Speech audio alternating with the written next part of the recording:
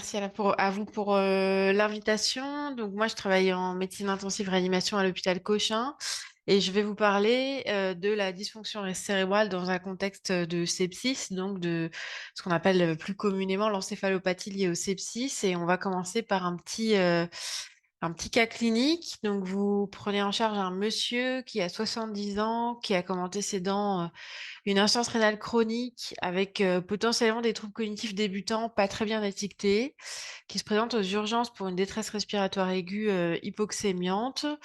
À l'arrivée dans votre service de réanimation, il est hypotendu, tachycarde, avec des marbrures des genoux, polypnéique à 40 par minute. Donc il est en détresse respiratoire avec un ralentissement psychomoteur, un Glasgow à 12. Il n'y a pas de signe de localisation.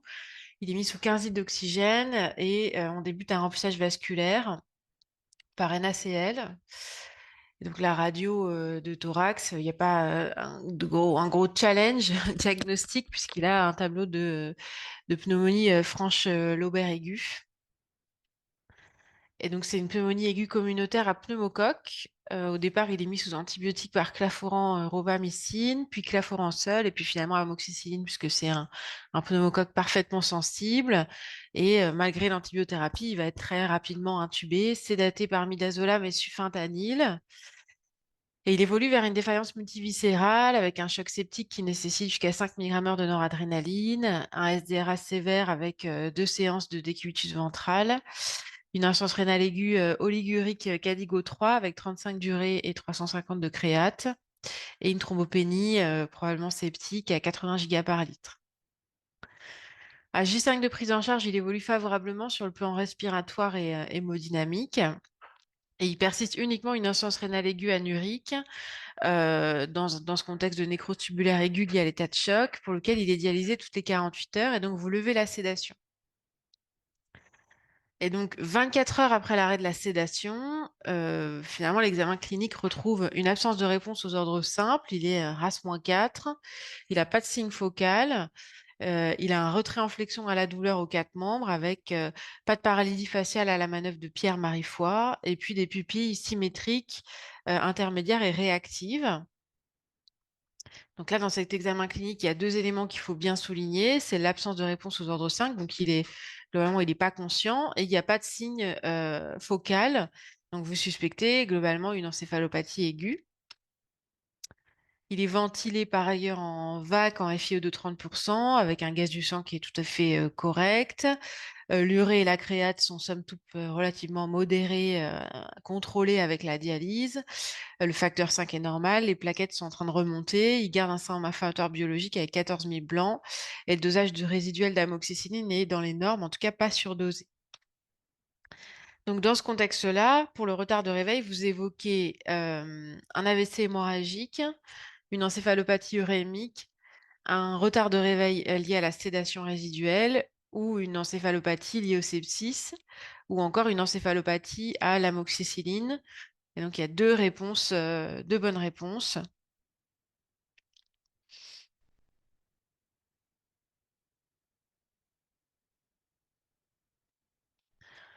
Donc, dans ce contexte, on peut évoquer un retard de réveil lié à la sédation résiduelle. C'est un patient qui a présenté un état de choc, qui a été sédaté par des drogues à demi-vie longue, le midazolam en l'occurrence, qui a une insuffisance rénale anurique, qui a été remplie de manière massive avec une modification du volume de distribution et très probablement une accumulation des drogues sédatives dans le secteur interstitiel.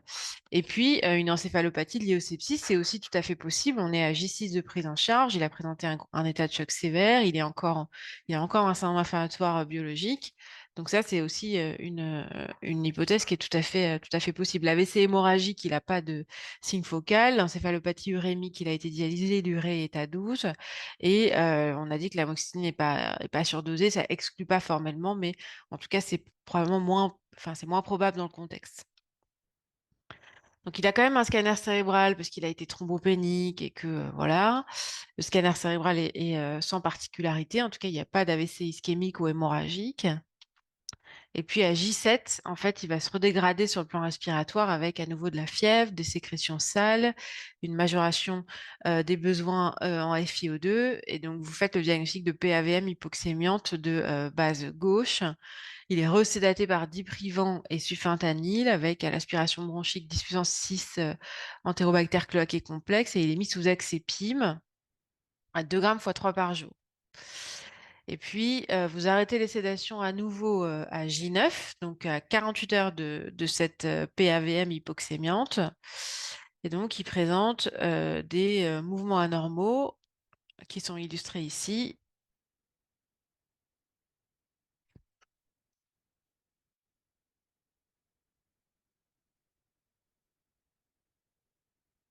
Donc, la deuxième question, c'est quel est le diagnostic sémiologique de ces mouvements? Est-ce qu'il s'agit de clonie, de myoclonie? Est-ce qu'il s'agit d'un tremblement ou de mouvements anormaux à type de dyskinésie?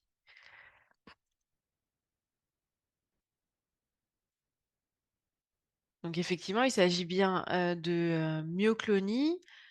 Donc il est réalisé dans ce contexte-là un électroencéphalogramme, puisque globalement, il a des mouvements anormaux qui pouvaient vous faire évoquer des crises convulsives. Euh, donc je vous laisse le temps de regarder, même si j'imagine que certains d'entre vous ne sont pas très familiers avec le G. Mais ils pourront venir à l'atelier de simulation au prochain congrès au mois de juin. Désolé, je fais un peu de teasing. Absolument, merci. Merci beaucoup, Nicolas, pour le teasing. Donc, quel est le diagnostic le plus probable? Un état de mal épileptique, une encéphalite, une encéphalopathie médicamenteuse ou une encéphalopathie liée au sepsis?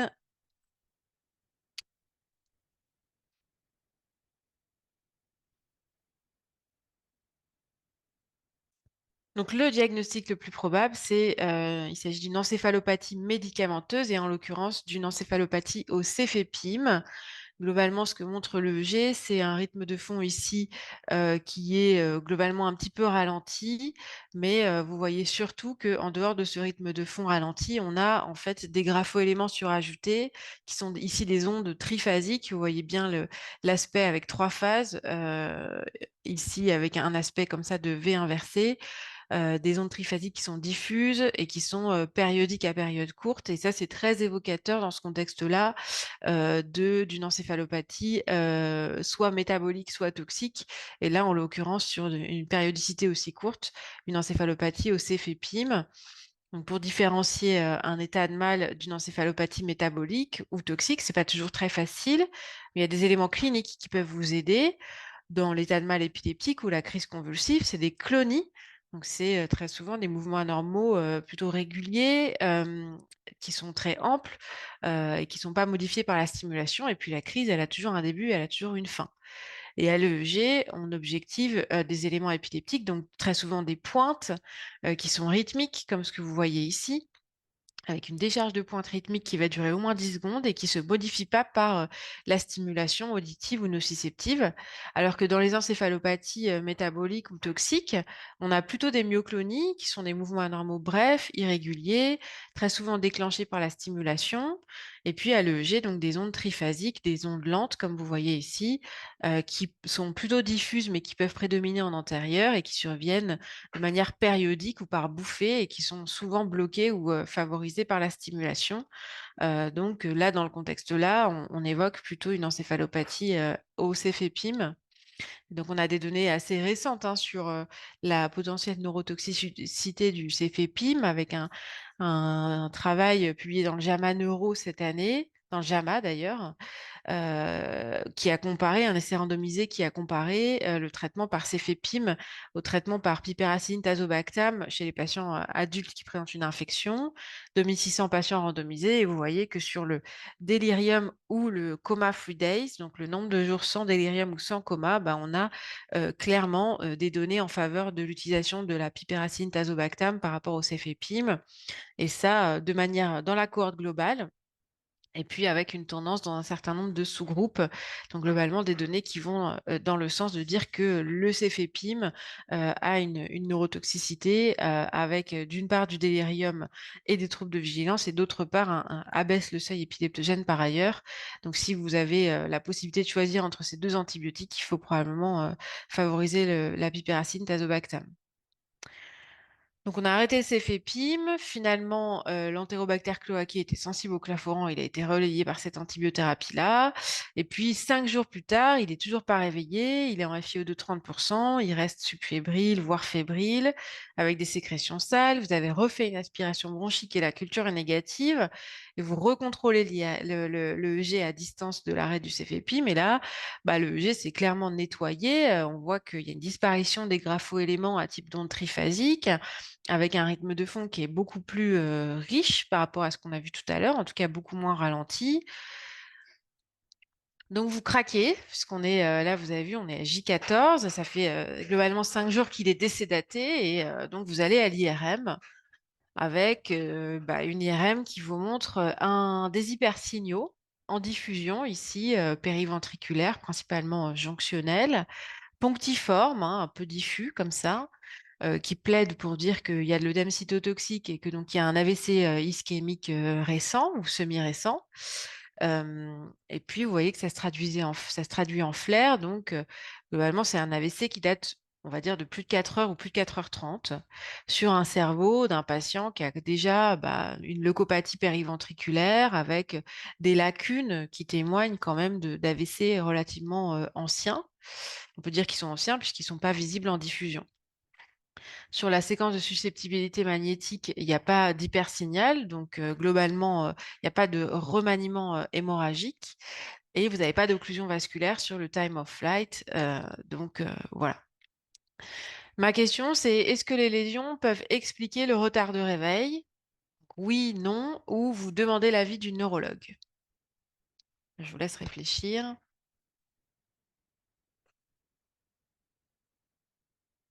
Donc non, les lésions que vous avez objectivées, en tout cas à l'IRM, ne peuvent pas expliquer le retard de réveil, puisque c'est un petit peu simpliste, mais quand on prend les mécanismes simplifiés du coma, ce qui va vous permettre d'être conscient, c'est d'une part le réseau exécutif de l'éveil, donc la substance réticulée ascendante activatrice qui se trouve au niveau du tronc cérébral, qui projette finalement des voies importantes pour l'éveil, et puis l'expression de la conscience qui dépend de l'activation corticale. Donc, soit vous avez une atteinte une atteinte corticale diffuse en lien avec une encéphalopathie sévère, qu'elle soit anoxo-ischémique ou ischémique pure. Ici, vous avez un AVC ischémique bilatéral, ou bien une cause toxique ou métabolique ou encore infectieuse, avec parfois des IRM qui peuvent être normales. Dans ces cas-là, ça peut expliquer un coma. Soit vous avez un trouble de vigilance qui est lié à une lésion directe de la substance réticulescente activatrice, en lien avec un AVC du tronc, par exemple, visible ici, ou bien en lien avec une lésion indirecte, par exemple un AVC hémorragique substentoriel et une compression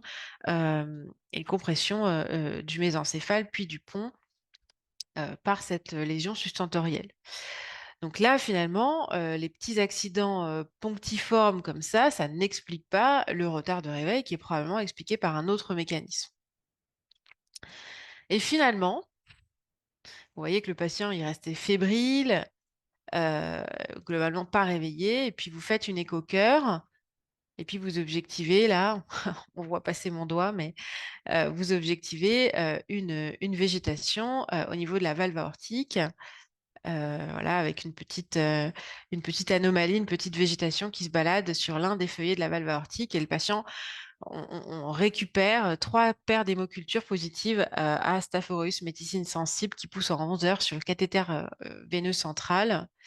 Et donc, on diagnostique une endocardite infectieuse aortique survénative en lien avec une infection de cathéter central, avec très probablement des petits AVC ischémiques sur des emboles septiques, et puis une végétation pour laquelle il n'y avait pas d'indication chirurgicale. Et finalement, on va objectiver une régression de la fièvre sous céphazoline et un réveil adapté à plus de 15 jours de la prise en charge avec une neuromyopathie de réanimation et une trachéotomie de sevrage.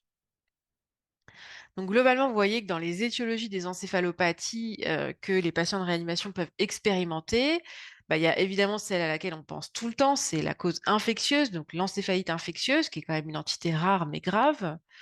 Il y a des causes inflammatoires, auto-immunes, qui sont aussi des entités plutôt rares mais graves. Et puis, bah, il y a des causes évidemment carentielles, médicamenteuses, parmi lesquelles les antibiotiques, la sédation résiduelle et les antiépileptiques sont des causes assez fréquentes.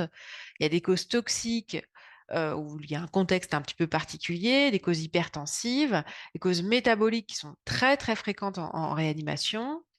L'encéphalopathie hépatique, bien sûr, dans un contexte qui s'y prête, et puis les causes traumatiques, vasculaires, l'arrêt cardiaque, et puis bien sûr la cause septique.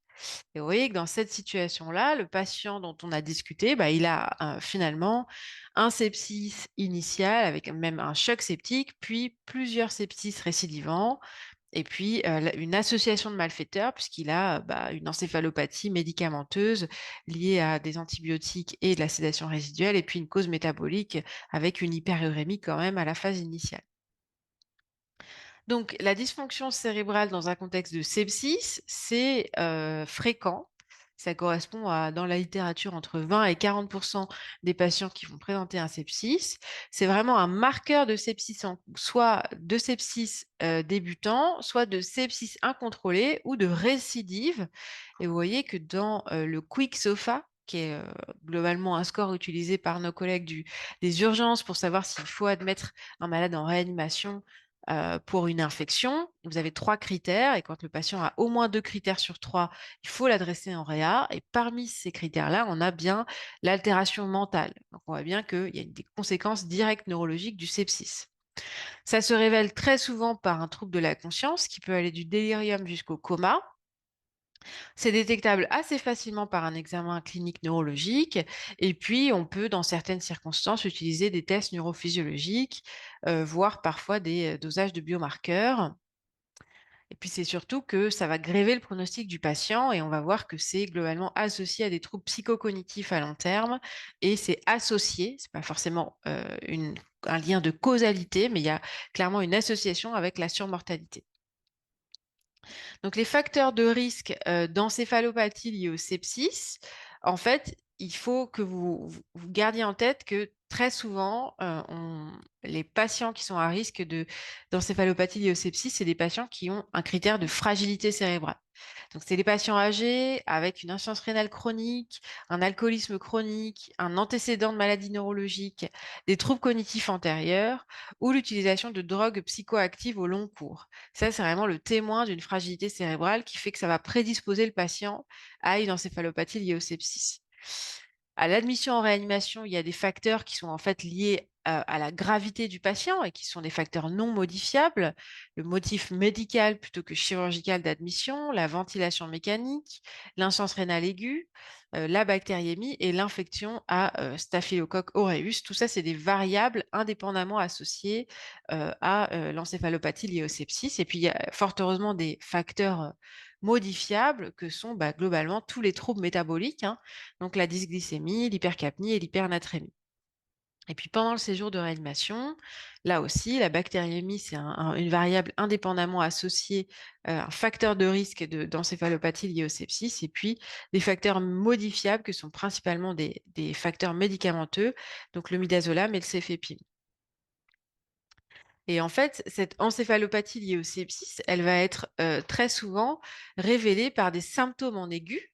Donc, dans les formes modérées, on parle de sickness behavior. Le sickness behavior, c'est globalement une altération du comportement social, des troubles de la cognition avec un retard psychomoteur, une altération des troubles attentionnels, de l'anxiété, de l'hypersomnie, de la fatigue et puis une anorexie. Globalement, c'est à peu près tous les patients qui arrivent avec un sepsis. Très souvent, ils ont un sickness behavior. C'est très probablement en lien avec des structures neuroanatomiques spécifiques qui dysfonctionnent, en particulier les structures du système limbique.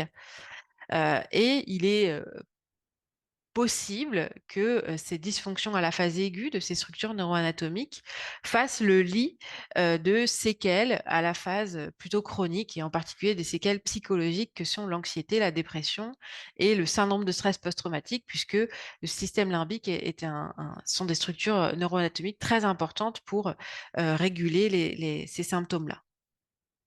Dans les formes un peu plus sévères, on a ce qu'on appelle le délirium de réanimation. C'est globalement un syndrome confusionnel, qui est possiblement en lien avec de la dysfonction du cortex plutôt frontal et puis des structures hippocampiques, donc globalement des structures temporales. Et là aussi, qui va faire le lit de dysfonction cérébrale au long cours et de séquelles cognitives, en particulier des troubles de la mémoire et des fonctions exécutives.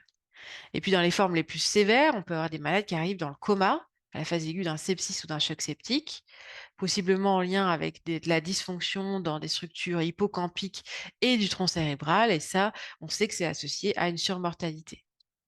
Donc, les mécanismes de l'encéphalopathie liée au sepsis ne sont pas homogènes dans le cerveau. Et il y a certaines structures neuroanatomiques qui semblent être plus sensibles à ces mécanismes-là, en particulier les structures qui contrôlent la vigilance, la conscience et les fonctions comportementales. Et puis là, on a parlé des structures neuroanatomiques, mais si on zoome à l'échelle cellulaire, qu'est-ce qui se passe au niveau des cellules dans le cerveau? En fait, vous avez trois cellules qui jouent un rôle clé dans la physiopathologie de l'encéphalopathie liée au sepsis.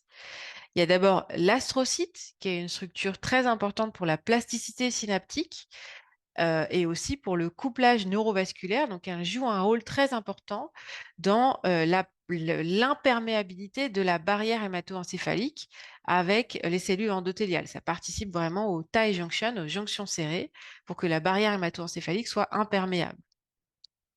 Il y a la cellule microgliale, la microglie, qui est vraiment la cellule de l'immunité innée du système nerveux central. C'est le chef d'orchestre de la régulation de l'inflammation dans le cerveau. Et puis, bien sûr, le neurone qui permet le processing de l'information. Et donc, quand vous regardez ce qui se passe dans un contexte de sepsis ou de choc septique, bah, vous avez de l'inflammation systémique avec de la production de cytokines pro- et anti-inflammatoires dans le secteur vasculaire, qui va entraîner de la dysfonction microcapillaire et en particulier de l'endothélium cérébral, de la barrière hémato-encéphalique que vous voyez ici. Et donc ces cytokines pro- et anti-inflammatoires vont passer à travers la BHE vers le cerveau tout simplement et activer la microglie qui elle-même en fait va être capable de produire des cytokines pro- et anti-inflammatoires, du NO et du reactive oxygen species. Et cette production de cytokines va activer les astrocytes, qui sont vraiment les cellules de support métabolique pour les neurones. Et donc, vous voyez que finalement, du fait de cette activation microgliale et de cette activation astrocytaire, vous avez de la dysfonction neuronale et finalement de l'apoptose neuronale qui va induire à la phase aiguë des troubles de la conscience, hein, du délirium jusqu'au coma, et puis qui va expliquer très probablement les séquelles psychocognitives à la phase chronique. Donc voilà, les mécanismes physiopathologiques de l'encéphalopathie liée au sepsis, c'est complexe, mais il y a de la neuroinflammation liée à de l'activation microgliale, de la dysfonction vasculaire, microvasculaire, avec des processus ischémiques, hein, les petits AVC qu'on a vus là chez ce patient-là, ça aurait très bien pu être lié à de la dysfonction vasculaire dans le contexte, et puis de la dysfonction astrocytaire et neuronale avec ce qu'on appelle de l'excitotoxicité, donc de l'activation neuronale anormale qui va induire de l'apoptose neuronale et de la mort neuronale. Et donc tous ces mécanismes-là associés les uns avec les autres induit un trouble de la en tout cas une balance des neurotransmetteurs inhibiteurs et excitateurs qui est anormale. Et tous ces mécanismes vont être aggravés par certaines drogues, en particulier les médicaments sédatifs GABAergiques, qui vont aggraver un peu cette balance de neurotransmetteurs inhibiteurs excitateurs qui est déjà dysrégulée. Il y a également les drogues anticholinergiques et les drogues antihistaminiques, mais vous voyez que les drogues GABAergiques, c'est en particulier les drogues sédatives par les benzodiazépines et le midazolam. Et puis tous les mécanismes de trigger, on va dire systémiques, vont également aggraver cette physiopathologie, donc de l'hypoxie, le bas débit cérébral, les perturbations métaboliques liées aux dysnatrémies et aux dysglycémies. Donc, les outils diagnostiques, c'est d'abord votre examen clinique. Dans l'encéphalopathie liée au sepsis, très souvent, il n'y a pas de signe focal. Si vous avez un signe focal, c'est qu'il faut rechercher peut-être un AVC qui peut compliquer une encéphalopathie liée au sepsis. Mais en tout cas, classiquement, s'il n'y a pas de complications vasculaires, il n'y a pas de signe focal. C'est des troubles de la conscience et les myoclonies dans cette entité-là, c'est vraiment très rare. Si vous avez des myoclonies, il faut chercher une encéphalopathie hépatique, une encéphalopathie médicamenteuse, voilà, une autre cause d'encéphalopathie. Le EEG, ça peut être intéressant parce que il y a une très bonne corrélation entre les anomalies EEG et les perturbations de la neurotransmission et donc les perturbations, les anomalies neuronales, l'excytotoxicité et puis l'apoptose neuronale. Cette excytotoxicité peut aussi amener à d'authentiques états de mal non convulsivants, ou on va dire, en tout cas, voilà, pour lequel vous n'avez pas de mouvements anormaux. C'est dans la littérature entre 0 et 30% des cas. Et donc, le l'EEG peut aussi être intéressant parce que il semble avoir une valeur pronostique dans cette indication. Donc voilà tous les patterns que vous pouvez mettre en évidence dans l'encéphalopathie liée au sepsis. Vous pouvez avoir un ralentissement du rythme de fond dans la bande θ ou dans la bande delta. Dans des formes plus sévères, vous pouvez avoir un microvoltage, voire un tracé discontinu ou de beurre suppression, voire de suppression.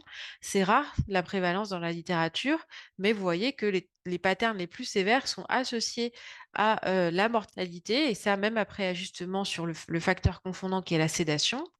Et puis, on a dans la plupart des cas un EEG qui est souvent réactif, mais vous voyez que dans certaines situations, il peut être aréactif et ça, c'est prédictif de la mortalité et du délirium. Et puis, vous pouvez avoir aussi des grapho-éléments surajoutés, donc des ondes triphasiques, des anomalies périodiques, voire d'authentiques crises électroencéphalographiques qui sont associées dans la littérature à de l'épilepsie à long terme. Il a déjà été montré que le GA réactif s'est associé au risque de délirium. On avait travaillé avec mon collègue Bertrand Herrmann sur une cohorte bicentrique pendant le Covid sur l'intérêt de l'EEG dans l'encéphalopathie liée au sepsis, en particulier liée au SDRA Covid. Et donc, on avait montré qu'effectivement, enfin, en tout cas, nos données suggéraient que quand le l'EEG est discontinu, comme ce que vous voyez ici, vous avez des périodes de discontinuité par rapport à un EEG bien continu, c'était associé à globalement une probabilité de survie moindre par rapport à l'EEG continu.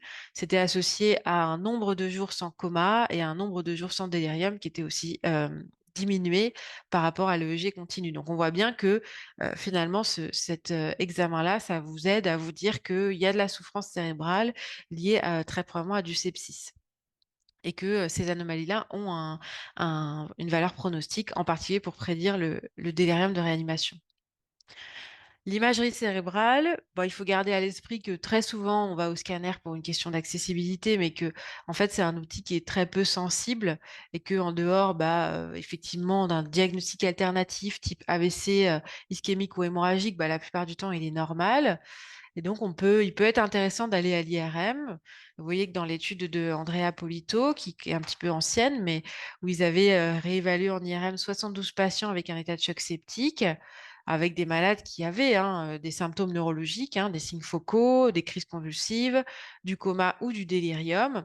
La moitié des IRM étaient normales et la moitié était anormale, avec en particulier des anomalies de la substance blanche, comme vous voyez ici, c'est-à-dire un hypersignal de la substance blanche qui est liée à des petits accidents ischémiques ou voire même des tableaux de leucoencéphalopathie, comme on peut voir ici.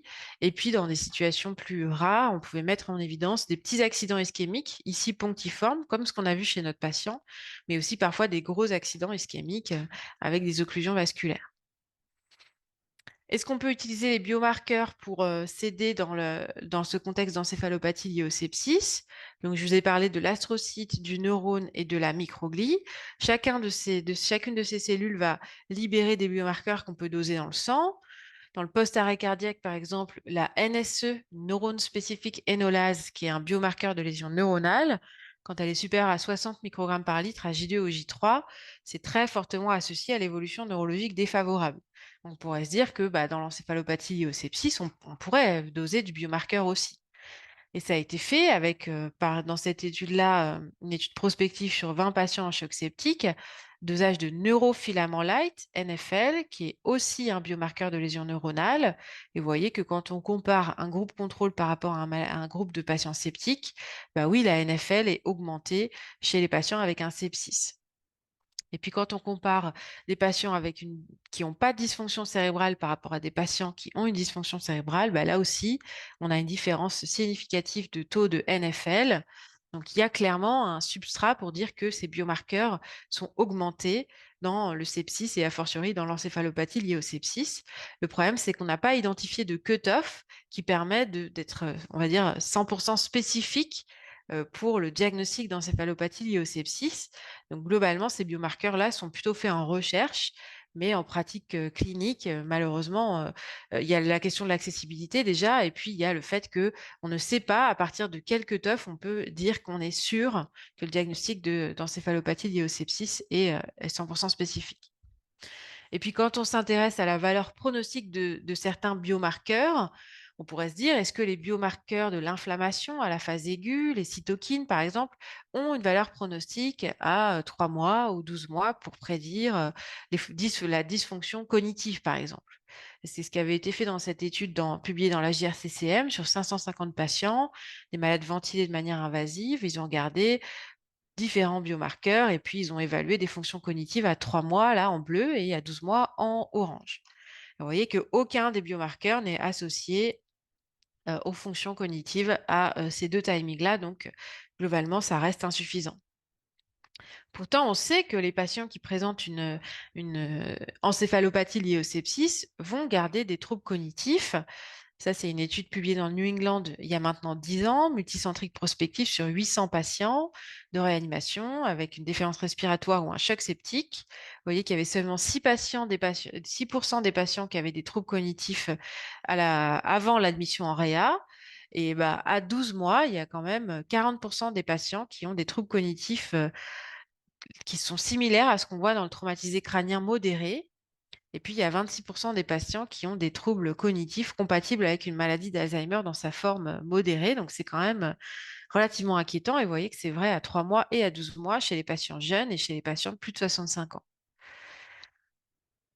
Et puis, on a aussi une association avec des symptômes dépressifs chez les sujets jeunes, mais aussi chez les patients âgés, à 3 mois et également à 12 mois. Et puis, on a aussi une association avec des syndromes de stress post-traumatique.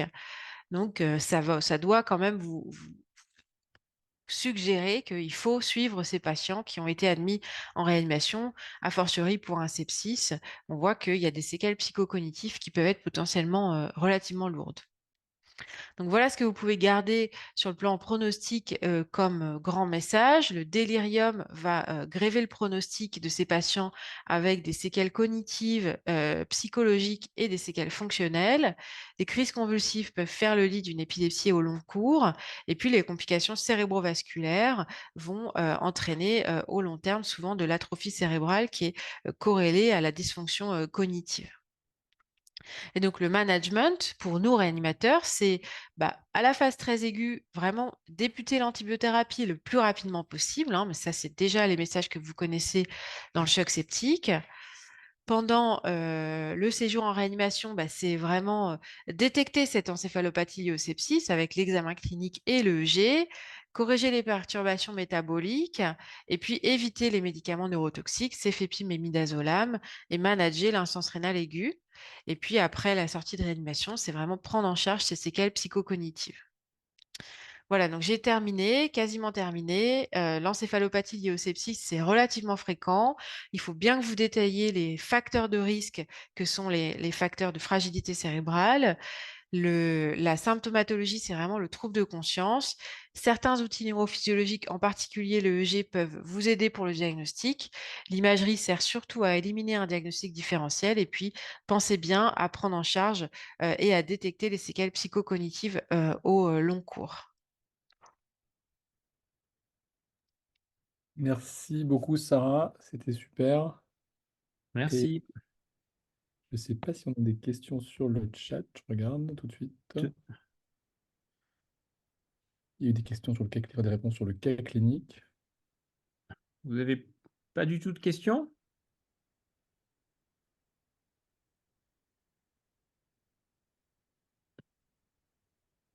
Moi, j'ai une petite question, si on a le temps. Est-ce que tu recommandes de dialyser les patients quand tu as un tableau d'encéphalopathie OCFEPIM, par exemple, ou d'encéphalopathie toxique avec une insuffisance rénale, pour traiter le coma, traiter l'encéphalopathie? Est-ce que tu penses que c'est quelque chose, parce qu'on peut dialyser les bêta-lactamines, enfin en tout cas c'est des substances dialysables. Mhm. Est-ce que c'est quelque chose que vous faites en réanimation à Cochin, par exemple, hein, c'est pas du Mm. tout.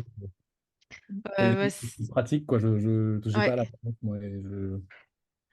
Bah, c'est une excellente question que je me pose aussi, surtout dans les encéphalopathies au céphépisme, à vrai dire, où on a des patients avec vraiment des tableaux EEG très sévères, parfois même des états de mal épileptiques induits.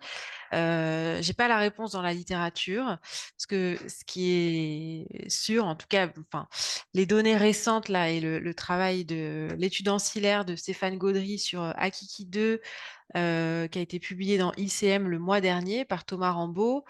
Bon, c'est un petit peu différent, mais en tout cas, suggère quand même que les patients qui sont, quand on compare dialyse en timing, on va dire, standard versus dialyse très retardée dans Aikiki 2, bah, globalement, il y a une différence sur l'outcome neurologique avec une différence de un retard de réveil qui est plus marqué dans le groupe dialyse très tardive par rapport à la dialyse selon les critères de Akiki 2, c'est-à-dire globalement anurie, oligoanurie à H48, H72, urée supérieure à 40.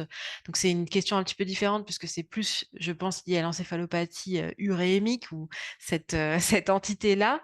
Mais voilà, c'est quand même, je trouve, un travail très encourageant dans l'idée de dire que bah, il y a très clairement un effet, possiblement de l'urée, mais aussi d'autres toxiques et a fortiori de certaines bêta-lactamines, et que quand on les dialyse bah, pas trop tard, bah, on a un effet sur le réveil. Et il n'y avait pas de différence dans l'étude sur le timing d'extubation. On sait que c'est influencé par plein de choses, mais enfin vraiment sur l'évolution neurologique, il y avait un vrai signal, quoi. Donc moi j'aurais tendance à dire que c'est vrai que c'est un argument pour, un, arrêter la bêta-lactamine neurotoxique et essayer de la relayer si possible, et deux, vraiment se poser la question de la dialyse malgré tout, hein, même si c'est pas dans les recommandations. Très bien. Et le corollaire pour la question du cas clinique, pour traiter s'il y a des crises d'épilepsie liées au céphépisme ou des crises infracliniques sur le EEG, est-ce que tu as des recommandations pour des traitements antiépileptiques particuliers dans ce contexte toxique ou pas? Ou est-ce qu'il faut suivre les algorithmes peut-être que plus Mm. classiques d'état de mal? Et je pense que ce sera un pan que Stéphane pourra aussi discuter plus tard dans l'après-midi. Quelle transition incroyable, Romain. Tout le monde est Euh, connecté, j'en profite, hein. Oui, je pense que Stéphane pourra répondre aussi, tout à fait. Mais pour le moment, en tout cas, sur les données, sur la neurotoxicité et le fait que le cépépime abaisse le seuil épileptogène, il n'y a pas spécifiquement d'algorithme d'antiépileptique. Je crois qu'il faut suivre les recommandations. C'est toujours compliqué parce qu'en fait, parfois, c'est des patients qui sont déjà intubés ventilés et on sait que bah, du coup, l'algorithme de l'état de mal généralisé quand c'est une crise sous ventilation mécanique, c'est parfois un petit peu complexe, mais voilà, moi je suivrais effectivement l'algorithme de l'état de mal épileptique ou des crises sans spécificité particulière dans ce contexte-là, quoi. Faute de données, on va dire. Ok. Ben, merci beaucoup. Juste à propos, on va commencer, nous, l'essai thérapeutique, tu sais, qui s'appelle KISS, Keppra in Septic Shock. Donc, l'essai thérapeutique, normalement, au croisé des doigts, va commencer dans 2-3 mois et qui cherchera à voir l'intérêt du lévétiracéum chez les patients en choc septique dans la prévention sur le delirium coma free days, donc sur, entre guillemets, un marqueur d'encéphalopathie septique et puis aussi sur le syndrome post-traumatique, avec tous les arguments qu'a donné Sarah. Super topo. Bravo. Merci beaucoup, merci de Bon, m'avoir invité, surtout. merci beaucoup.